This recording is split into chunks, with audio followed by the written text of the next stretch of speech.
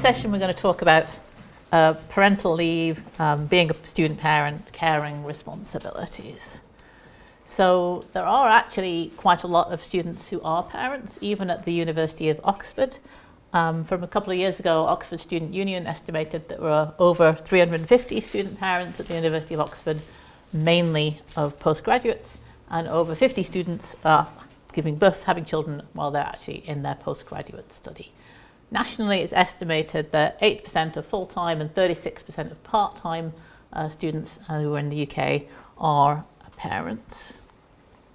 So I thought I'd talk a little bit about how sort of parental leave and support acts within a university such as Oxford, and then we'll kind of go on to hear from the students themselves. So if you're in the process of giving birth, having sort of a child while you're at university, any student, regardless of how they're funded, is entitled to take time off from their study if they become a parent while engaged in their postgraduate study. If you're a pregnant student, then you have leave to go to antenatal and medical appointments, and you get a student supports plan that's drawn up with your department. Once you've given birth, you're eligible to take maternity leave, and partners are eligible to take paternity leave.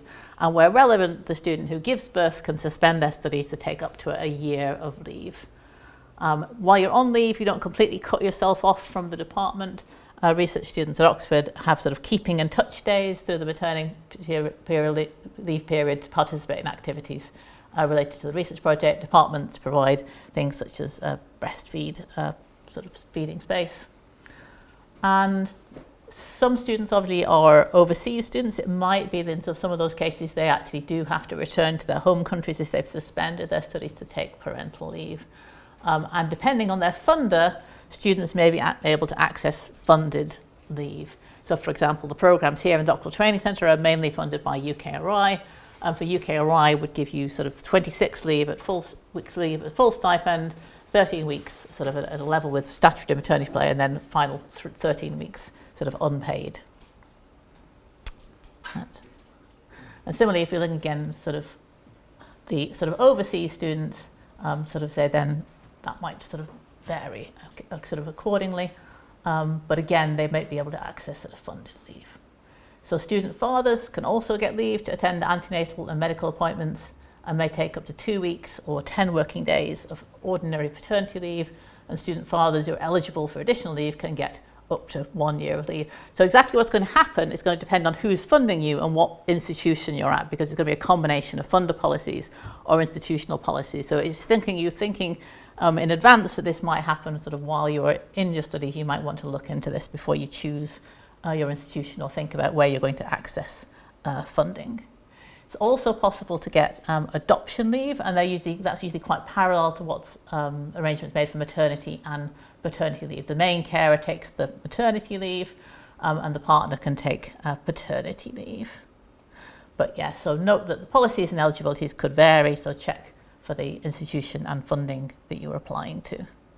So if you're planning to sort of go and study for a postgraduate degree and you are a parent, or you're thinking about becoming a parent, there's a few different things that you might want to think about. You might want to think about the expected sort of working and studying hours for the work you're going to be doing, how much and how flexible is it going to be. You might want to think about whether your research has a component where some of the work could be done from home, whether it's sort of study or sort of meeting online. You might want to think about how you would manage unplanned absences if, for example, you had to take time off work because of sort of family situation. This obviously goes for other types of sort of caring responsibilities as well as children. You might need to think about the childcare costs, what these are likely to be. A lot of institutions and organisations will have some sort of access to nurseries or childcare, so you might want to understand what the specific support is that might be available to you. You might want to be thinking obviously about travel implications, particularly if you've got older children and you're having to think about pick up and drop off times to sort of get them to school and back, or whether it's just for yourself or whether you're sharing that with a partner. And you might want to think about some of the elements of your project that might take you away from your normal place of work, whether that's a sort of a placement, perhaps with an industrial partner, and that might sort of again potentially take you away from your place of work. How would you manage that if that was the case? Or conferences What arrangements would you make to go to a conference or to evening events? Can you attend remotely?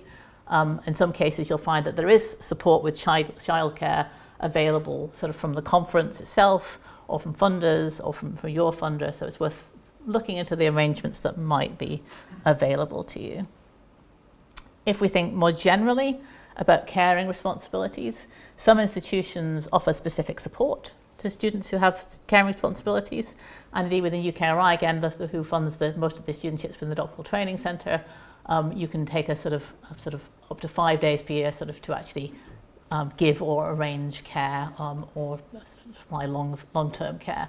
And so in this case, we're thinking about dependents with disabilities, old age, illness, injury, and in some cases we might decide that somebody needs an extension because a substantive amount of leave has been needed associated with those caring responsibilities.